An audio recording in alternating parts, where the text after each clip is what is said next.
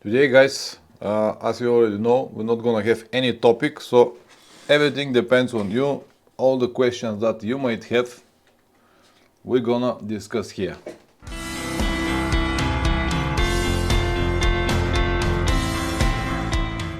Good week, okay, yeah, good week for me, yeah.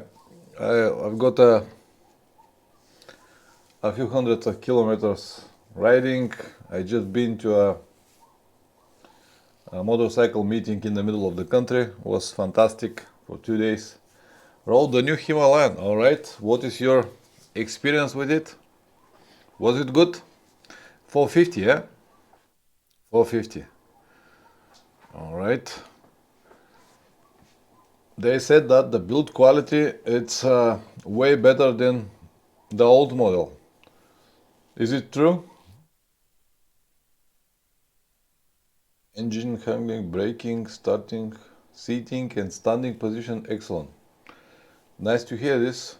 Build quality good. Nice to hear this because my opinion about the old Himalayan was that the idea was good, but build quality terrible. I am glad that they fixed this problem and this motorcycle might serve many people. Screen appealing. Needs a taller screen. Yeah, maybe. Is there any major differences with the old model? Hello, Big D. How are you, man?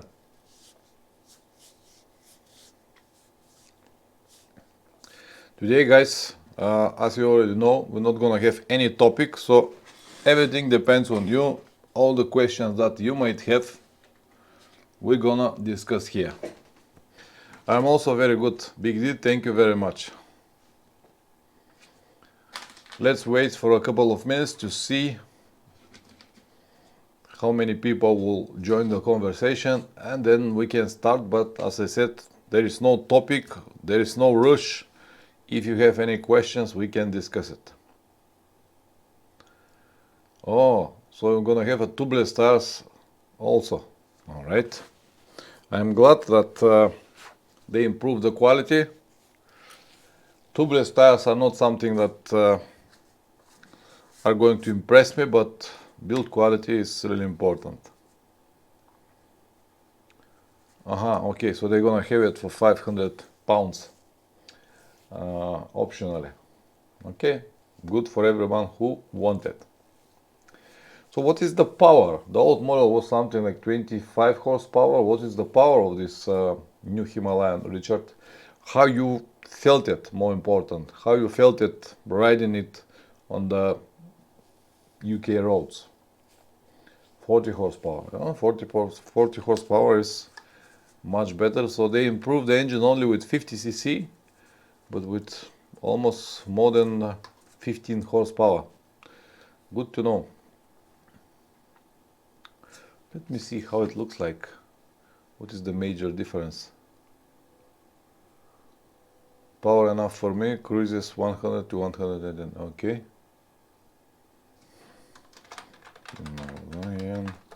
250, 2024. Let me see how it looks like.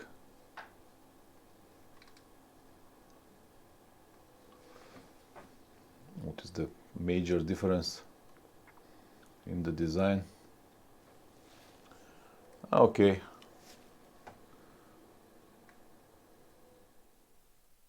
Water cooled now. The old model was air cooled 17 liters. The old model was 15. Better seat. Yeah, look good. What is the weight? Let me see what is the weight. Is there any specifications? The old model was something of 180 kilograms. I don't know what will be this one. Better suspension, they say. Upside down forks. Look much better.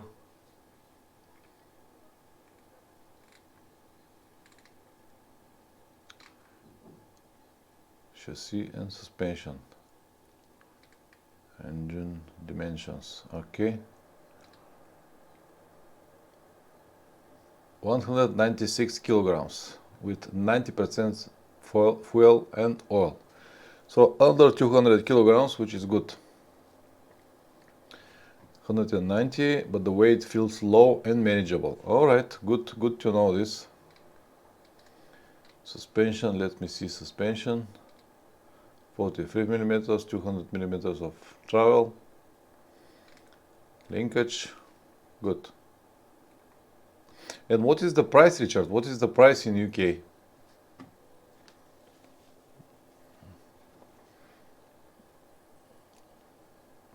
Because the old model, when I checked it out in Germany a few years ago, it was like 6,500 euros or something, almost 7,000 euros.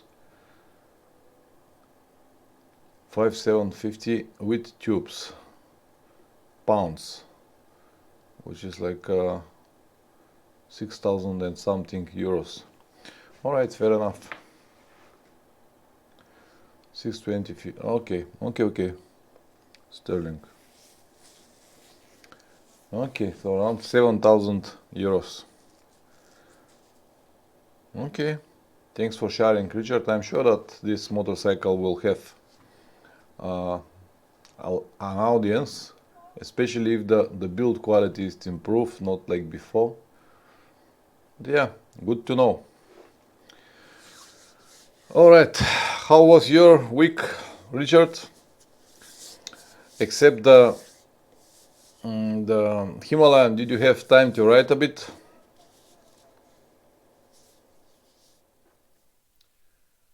I can guess that it is not for 2 people, but plenty of miles. What do you think? Is it possible to be ridden with 2 people, or it is not powerful enough? Or will it be comfortable enough for 2 people? What about the seat and everything? Beginning to pack for Bavaria. You know, preparation is already part of the adventure. It is also a pleasure to prepare everything and to be ready for the next trip. Need to try with the pillion. You definitely need to try it with the pillion. I don't think that it will be very comfortable with pillion, but it might be. Okay, good. Big D, I'm sorry to hear. Richard, how is your connection? Do you have any problems with the net? How is the video, audio? I did not ask because Big D said that his connection is a little bit interrupted. All good. Okay, so Big D, it must be in your end because from my side and from Richard's side, everything is alright. Big D, today's live stream is going to be open discussion. There will be no topics, and any questions that you might have is more than welcome. So go ahead if you want to ask something or if you want to discuss something. You can do it right now. I had as I said, wonderful 2-3 days. Wrote a lot. Okay, I can see the price here in the States for this Himalayan in the state is almost $9,000. All right.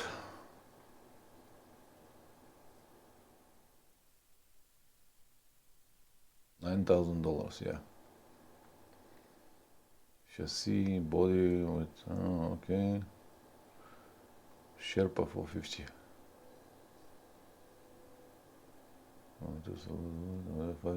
Okay, good. So as I said, guys, we're not gonna have any topics, and we can discuss anything we like. Big D and Richard, this is what we have now, 2 people here on the stream. And it is what it is. We got what we got, and we discuss what we have. I'm not gonna have a video tomorrow morning, Monday, because I was busy and I haven't got time to make a video. So this will be the first Monday from I don't know how many years, from at least 6 years without a video on my channel. I'm really sorry about it. It will be like 1 week off for me, just to prepare everything, because as I said, I was very busy here with a lot of things. Also, I was away for 2 days, and I decided, instead of making something that is just for the idea of making a video, to miss this week and make something interesting for the next week. Also, my video episodes from Crimea and from Mariupol cause a lot of attention on the negative side of YouTube. I really don't mind, because the main idea was absolutely, like always, to bring the reality to you, to show you what it is, the reality. And many people did not like that I've been to these places, but I will still upload videos, because, as I said, it is important for me to show you the truth, to show you the reality. If you like it, alright. If you don't like it, nothing I can do about it. So, yeah.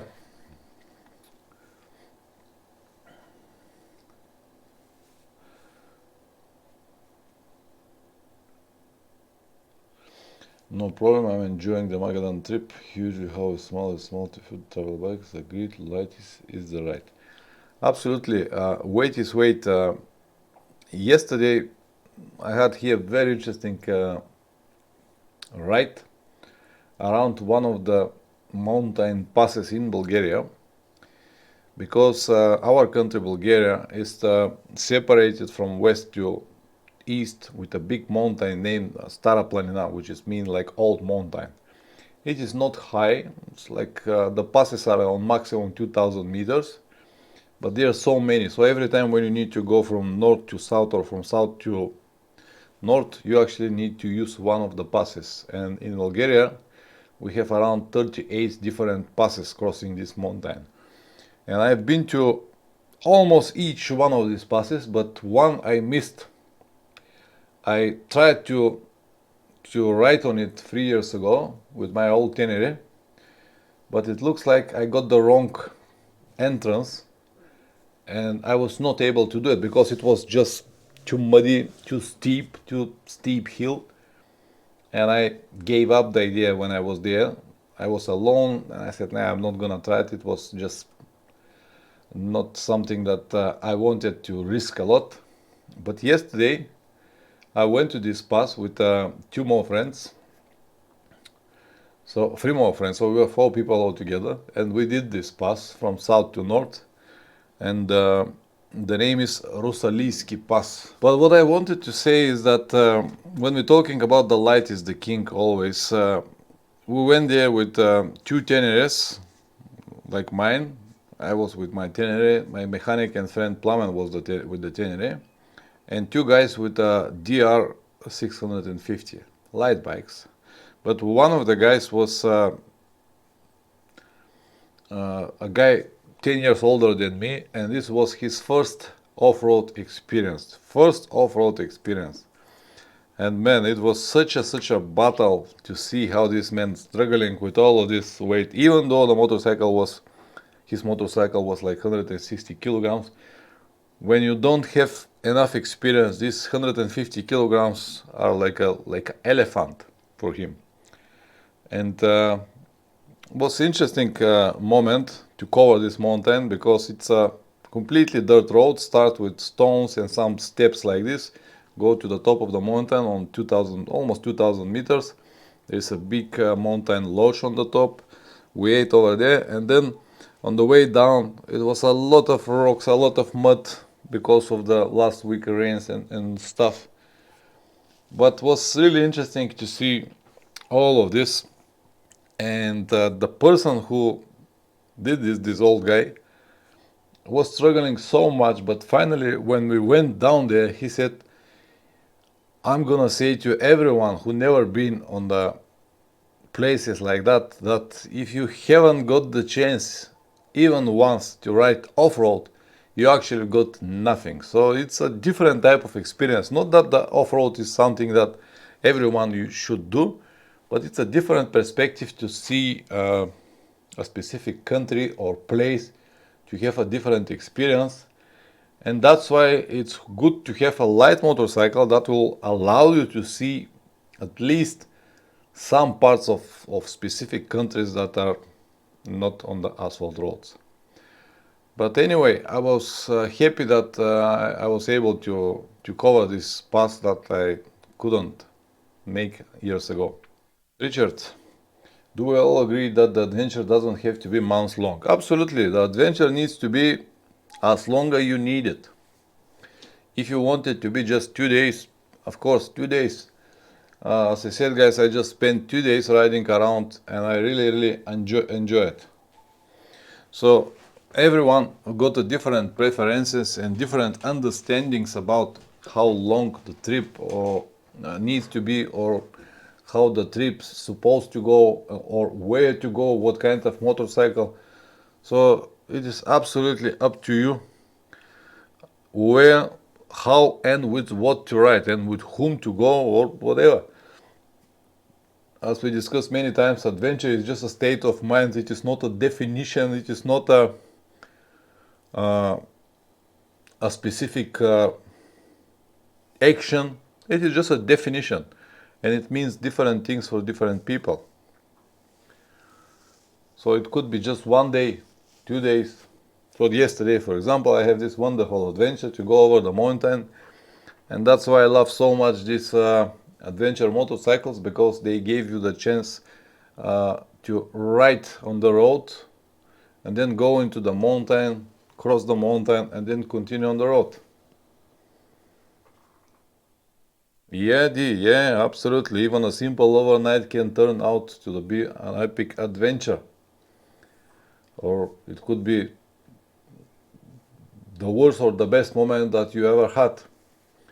It is important just to enjoy the moments with your friends, with your motorcycles, and have a great time. There is no limitations or okay, does filming get the way of the trip? It could if you're not careful with it. When I start filming my trips at the beginning, it was just a simple filming. Then on some of my trips, I tried to make a little bit different type of videos, to have multiple cameras, to think more about the scenario, to stop here and there, making some moments like, for example, leaving the camera on the street, go back and pass next to the camera, then need to go back and pick up the camera again, to make the trip to look more like a cinematic or real filming. But then I realized that it actually takes a lot of time and somehow kill the joy of the traveling, or the unexpected moments, or the reality of the trip, at least for me. And I understand that if I have this, yeah, exactly, Richard, the trip first, filming second. I understand that if I want to make a really interesting trip to looks like most of the Hollywood productions, you have to spend a lot of time on the scenario, plan everything in advance, and this, believe it or not, will kill the whole trip. And that's why I do exactly this. The trip is first, and filming is second. And also, I believe that if I do it this way, it will keep the trip and the whole journey more realistic, the way it is. And this is how I believe it will be. I also understand that if I prepare the trip for filming, if I make a scenario for every episode, if I focus on the important moment, if I try to make it a little bit different, I'll have more views, which automatically means more money, more sponsors, more subscribers, and many things like that. But honestly, guys, I'm not ready to play this game. the trips are something that it is for me personally. I do it because I like it, because I just want it. I'm addicted to it. I confess I'm addicted. My name is Pavel Angelev and I'm addicted. And I'm not sure that I'm ready to give up my dreams, my ideas, or the way that I travel for money. I need money, everyone needs money, but not on that cost. If my trips or if my videos get a lot of views, I'll be happy. If they don't, nothing I can do about it. I'm not gonna change the way I film everything. Do you think your channel will reach the level it has? I don't know. I don't know what to say. It might goes up, it might goes down. It might help because YouTube algorithm always benefits better videos and more views and more subscribers, but again, it is on the, in my opinion, it will be on my cost. The cost will be on my end, if you understand what I mean. So I have to sacrifice the way I travel and sacrifice my freedom and my flexibility to exchange it for more views, which is equal to more money. And from one side it will help, but from another I don't want to do it. So basically, people who travel and got travel videos now at the moment, there are many people do it at the moment. Some of them got a lot of, I'm not going to discuss names and channels, some of them got a lot of views, really a lot of views. But what they do, they travel one day and then sit one day in the hotel room, edit the video and uploaded it, like almost like, not exactly live, not exactly on the moment, but with a small delay. It's more like updates. I also upload short updates, but they're without any edition, just something that I can do to keep people informed where I am at the moment. So as I said, I'm not happy to play this game, because when I have planned to ride month, 2 or 3, whatever, I want to use this time for riding and for everything that I like to do.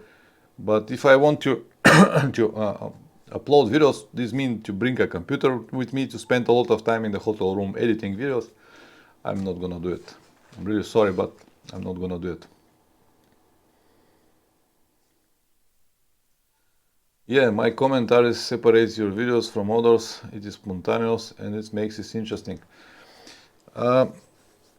Yeah, Richard, as I said, I can try to make it different with a scenario, to make it exactly like movies. But first, it's a lot of work. Everything needs to be planned in advance, and the whole reality will be like poof, gone. The reality shows that you watched on the TV screen.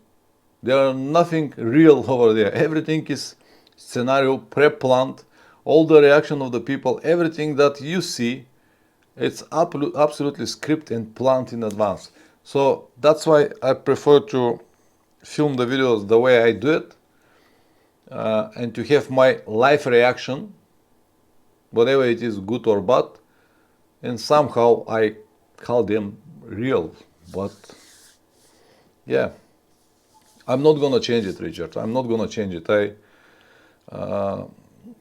I've been advised from many people, no, you have to do this and that, even from my kids, no, you have to do this and that, or make that. No, I'm not gonna do it. If I have to edit videos on the road, that is mean to have a computer with me. It's not just a simple laptop. You need a really serious, powerful computer. First, it will cost money. Okay, I can buy it, but then I have to protect it somehow, which is mean a lot of bugs and stuff. And the worst of everything is a lot of time. Big D, I rather see your real life side of travel videos than some of our rated production, if you know what I mean. I know what you mean. Yeah, this is what I thought. And that's why I try to keep it the way it is, because I believe that many people watch my channel and my videos because the way I film them. So I might gain, let's say, 1,000, 10,000 or 20, 30,000 more subscribers, but I might lose some of them. That's why I just prefer not to do that. Yeah, Richard, what is my motorcycle history, first bike and my current bike? Well, I'm riding motorcycles since I was 14 years old. 14, 1, 4. My first motorcycle, it was not motorcycle, it was a moped. It was 50cc E-German brand Simpson. Since then, I changed many motorcycles, many. I went to all of these E-German brands, and when I was around 20, I was riding mostly sport bikes. I was believing that this is the way to ride fast, very fast, from traffic light to traffic light with 220, 250 kilometers per hour, no gear, no helmet, nothing at all. During the years, I tried almost all possible models and different categories, like sport bikes, tourist bikes. I even got a chopper for a while. And on some stage, I discovered this, what we call today, adventure type of motorcycles. I discovered it with Suzuki DR Big, and later with Africa Twin, and these were the bikes that I loved the most. And what I mean, I loved the straight position and the flexibility that they give you to have some on and off-road. I also rode dirt bikes for about 5-6 years, only dirt bikes here in the area. Was really great experience, and maybe I learned some really useful skills that helps me today how to control a motorcycle on the dirt roads. But then it was not enough for me. Very quick I realized that I love this very much. I love this riding around the forest and stuff like that, but it was not enough for me. I always wanted to travel, to cover long distances. And riding around the area circle in the same paths once or twice per week was not something that I enjoyed really. And all of the riding partners that I've got with these dirt bikes, they always try to go to some very, very tricky and difficult terrains, and they can actually spend like 2-3 hours trying to climb a hill. So this was not my game. I like this. I like to enjoy to climb a hill or make some hard terrains, but not to stay 2 or 3 hours over there. Especially when I see it's very hard and you actually spend a lot of time and you destroying your motorcycle just to complete a goal that is even pointless. And I always wanted to cover many distances, and that's why I just decided that I'm not gonna ride these dirt roads anymore, because in the last on the last year or two from my dirt riding experience, I was riding almost always alone, because I want to include a section, let's say 50-60 kilometers, to start from one point, ride this 50-60 kilometers, go to specific point, and then go back, make like a mini tour in the area with the dirt bike, if you understand what I mean. Not to stay on one place and make just like maneuvers like a motocross on one circle track. And all of this leads me to the trips. And the trips and this mixture between asphalt and dirt roads and possibility to travel in foreign countries is now something that I really enjoyed. Did you travel before motorcycle travel, for example, backpacking, and did motorcycle get you traveling more? Yes, I traveled a lot, Richard, before even start traveling with motorcycle. I always love it. I always love this backpacking, mountains, walking around the mountains. I loved all of these outdoor adventures with or without motorcycles. So I've done a lot of this before. And also because of the things that I did, my works and stuff like that, I've got the chance to travel a lot around Europe, America, in many places. Because you know, when you are born in a small country like Bulgaria, you have to do something to survive. If you are born in UK, big country, you can find a good job if you have a good profession and everything is going to be alright. But here, We always try to find a better life, and this leads me to necessity to go abroad. So first time when I left the country was in 1999. I went to Spain, then I went to Belgium, France, Germany, and I spent a lot of time traveling and looking for better solutions. And finally, when I realized that this traveling could be mixed with motorcycling, this was like a boom, the perfect formula to travel and ride a motorcycle at the same time, because I was riding motorcycles for many years. I was also traveling, but I never thought that it could be done together. Until one day it just happened by accident, and it just happened, and now I enjoy it so much. Yeah, but yeah, it was a long journey. So when someone see someone on YouTube, they may say, "Oh, this guy got luck. He's on YouTube, and that's why everything is so easy for him." But they never thought that we all start from nothing. So yesterday on this meeting that we've got in Bulgaria, there were a few guys, Bulgarian guys, who were inspired by my channel, and they also got their channels and start to work making videos. And they asked me questions, and they said, "Yeah, it is. We don't have many views now, and stuff like that. It's hard, and also now many people are.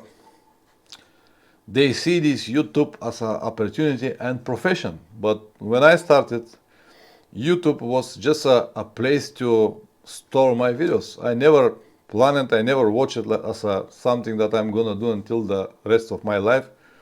It was just a place to store my videos. Yeah, the harder you work, the luckier you got. Or maybe the smarter you work, the luckier you're going to be. So I don't know, for all of these guys that now are pushing to become famous on YouTube, I don't know, will it work this way? Because YouTube is very clever, or not exactly YouTube. The audience is not stupid, the audience is clever. They always try to find something real, honest, unique. And if you try to manipulate them, it is not going to work. Originally a dating site. Yeah, I know what it was. I know what it was at the beginning. It was very, as I said, for me it was a place to store the videos that I have done. And why I decided to film everything, I really don't know. I always liked photography, always got a camera, I always wanted to capture the moments of my trips from travelings, and especially mostly pictures. I was making mostly pictures because first of all I wanted to show these pictures to my kids, to show them the places that I have been. So I started with pictures. But then on some stage the cameras came into the scene. The first cameras that I've got were not really quality cameras, I mean video cameras, not for still pictures. But even so, it was interesting to show to the kids what is to be on this place or that place, because as I said, I've got the chance to travel a lot, and I want them to be open-minded, to see the world, to do something with their lives. And now the moment they are abroad, so I don't know, is this good or not, but it's somehow opened the door for them, and maybe it's my fault.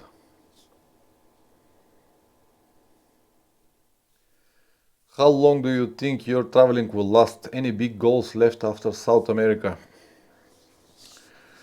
How long my traveling will last, I really don't know. I hope it will last many more years. During the years, I met many people that are 60, 70 plus years old and still traveling. Now I'm 50, half century, and I hope that I'm gonna have a good health and at least more 20 years to travel, because I really want to complete my goal. I already got like more than 15 years of traveling, and if I'm able to get another 20, maybe I'll be able to complete my goal, which is of course to see the whole world. And now the closest goal that I've got is South America. Today is 26th of May, and I still haven't planned anything. At the beginning of the year, I said, okay, I have time, I'm gonna plan the trip to South America. And then 6 months ago, almost 6 months, and I did not plan anything because I believe that I have time. But 3 days ago, I said to myself, that's it. From 1st of June, every day I have to spend at least an hour or two working on my plan, because the time is going very quickly and I still haven't found options that I needed to go to South America. It's very difficult, very complicated to do the logistics of this trip. The trip itself is not so dangerous or unpredictable or something that it's really, I don't know why, but I don't see it like something very interesting. Maybe because this is the area that it's very popular, many people have been there, and it's somehow predictable. I know that is going to be interesting because my trips are a little bit different than others, but it's still an area that is very well known. Many people went there, and there are not so many surprises. But even so, I like to see it because it is part of the world. It's not like the trip that I've done to Magadan last year. It was unpredictable, and it was the place that not many people did it. The information was very little, especially nowadays with the problems that they've got there. And even though it's different than what it was before, was very interesting. With South America, it's not like that. You can find hundreds of people who already been there. Everything is clear, all the roads, border crossings, and information is there, so you can find it. And that's why I'm not so enthusiastic about it. I'm not like, oh, I really want to go there. But unfortunately, when you travel long enough, sooner or later you will come to the moment where you will try to find a place where to go.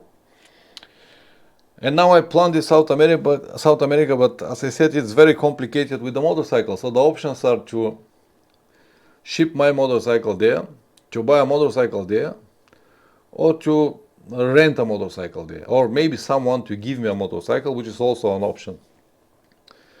So the first option, to ship my motorcycle, it is expensive. It is the cheaper option that I have at the moment is 2,500 euros to ship the motorcycle there and back from Hamburg, Germany to Chile. It's a lot of money. It takes a lot of time to bring it there, and this is the price only for the motorcycle. And then I have to pay for my flight tickets, which is another one big part of the journey. So in the best scenario, this will be the minimum. This will be like the necessary cost of this trip, which is like, I'll say 2,000 and another 5,000, around 5,000 euros just to bring myself and the motorcycle there and back. 5,000 euros. This is a lot of money. Very expensive. The second option, to buy a motorcycle there, let's say I can buy a motorcycle for around $3,000, maybe $4,000, but it will be a shitty motorcycle. It will be something like Suzuki DR650 or old Transalp, which is an option, but at the end I'm gonna have a motorcycle that I don't like. It's not comfortable, and I don't know how good or how quality is going to be. So what will be the experience? What will be the journey? Will I be able to make it? I might have technical problems or anything. So I don't know. Is this option? It will save me a lot of money if I'm able to find this motorcycle on a good price. And if I'm able to sell it, resell it after that, I'm not gonna lose this like 5,000 euros. But on the other hand, the experience that I'm gonna have is not going to be the same. I always preach that the motorcycle is not important. I strongly believe in this. But I also know that when you're able to trust on your motorcycle, it's a completely different story. And the third option, that I even got an offer from a guy a few days ago. He said that he's going to buy a new 10 700 and will give it to me for free to ride it in South America. And this sounds like a perfect option, and it is actually. I'm very thankful for it. But on the other hand, when the motorcycle is not mine, I'll be afraid even to twist the throttle, man. What about if I break it or damage it, or if something happens with this motorcycle? I'll feel so responsible for it. I've done many trips like that with different people's bikes, but I don't know why I feel so responsible now. Maybe because this motorcycle is going to be brand new, and so I still don't know what I plan to do. Everything depends on sponsors and everything, because if I don't have enough sponsors, I don't think that I'm gonna spend like 8,000-9,000 euros just to do this trip. I might do it on the different stage of my life, because it's a lot of money. It's a lot of money to spend it just for 3-4 months. So it's not easy. It's not easy. I really want to go there and see what it is, but I don't know. The plans, so this year is going to be South America. Next year, if everything is alright, I plan to ship my motorcycle to South Africa, and then try to reach as many as possible countries in Africa. So now will be South America, next year is going to be Africa, and what will be after that, who knows? Let's see first how the things are going. So now, as I said, this South America trip is complicated. That's why I decided that from June I'll start to work more seriously about it, try to reach sponsors to see how the things are going, how much money I will be able to save, how much money I will be able to receive from sponsors, and then I can decide what exactly is going to be my real plan. All right, Richard, thank you very much for coming again. I'm sure that one day we're gonna meet for beer, and we'll have a nice conversation and nice time. So Big D is here probably with bad connection. So thank you very much for support, guys, and see you next week. We're gonna have a topic, or we're gonna have these questions. I don't know yet. All right, the video is long enough, and I'm gonna end it here.